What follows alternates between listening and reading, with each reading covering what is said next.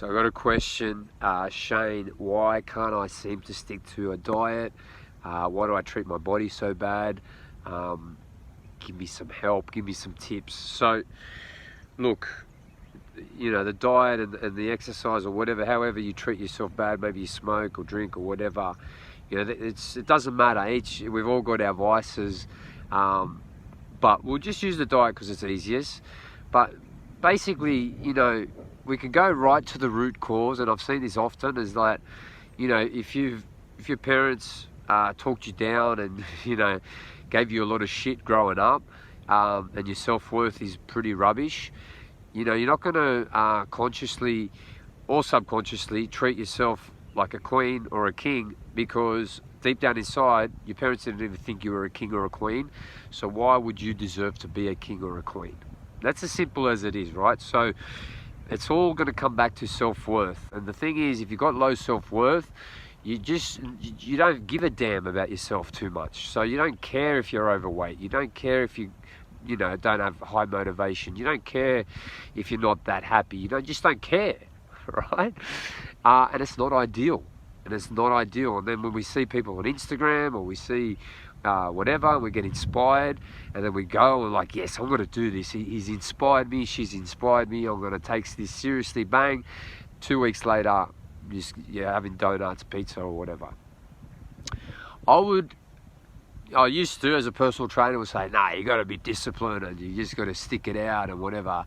No, if you clearly lack discipline, and you can't stick to a diet, or you can't stick to exercise, or you can't stick to a meditation practice, or stick to whatever you need to stick to get better. If you're seeing a psychologist and they're giving you tasks to do and you're not doing them, whatever it is that you can't stick to, I'll just get rid of everything that you're being told what to do.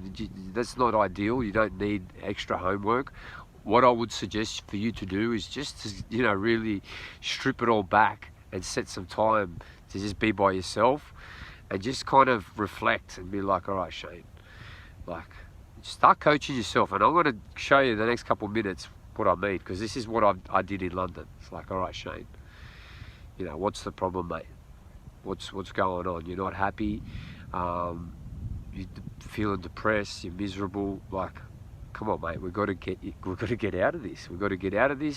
What can you do? Like, what can we do here? Because clearly there's no answer but for me to figure it out. No one's going to come and save me. No one's going to be able to do this for me. I need to figure out how to get happy. And I honestly spoke to myself like that on the stairs. A lot of you that have been following me for a long time, you know the stairs I'm talking about. I spoke like that to myself internally, not externally. If I knew better, I would do it externally now, but I wasn't confident enough to do that back then. But I had that conversation daily for months, because depression doesn't go away that quickly. So that's what I would encourage you to do, and just say, all right, why can't I stick to a diet? Why is it so difficult for me to improve myself? Why am I struggling with this? And I can assure you, after enough whys, you will get to a point where you'll come up and you'll be like, fuck, I just don't think that I'm worth it. Or you'll come up with your own wording that will fucking click. And when that clicks and you're like, fuck, okay, it makes sense. Mum fucking called me a fat pig, or dad did this, or mum never showed up to pick me up, or dad he left me abandoned, or blah, blah. You'll come up. You'll connect the dots, is what I like to say. And it's very empowering when you can get to a point, you keep asking yourself, why? In quiet reflection time, why? You eventually get the answer. And even if you don't get the answer, you ask yourself why enough, you'll pull yourself out of the funk, because you'll be like, fuck, enough's enough. Like, I'm sick of being overweight. I'm sick of being lonely and depressed. I'm sick of being unhappy. This is me now. I'm sick of it. I'm fucking 27 years old, and this isn't me. You take a stand, right? And only you can take that stand. I can help you, encourage you, and whatever. But it's in the quiet, reflecting time and asking why. Be disappointed with yourself, man. Be disappointed. Be like, fuck, like, why can't I fucking stick to this diet? Like, why am I fat? Why am I overweight? I want to be thin. I want to be lean. I want to be energetic.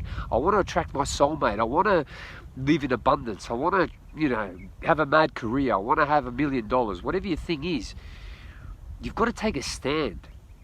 And it's only you can do that. Only you can speak to yourself like that with motivation and conviction and say, all right, enough's enough, Shane.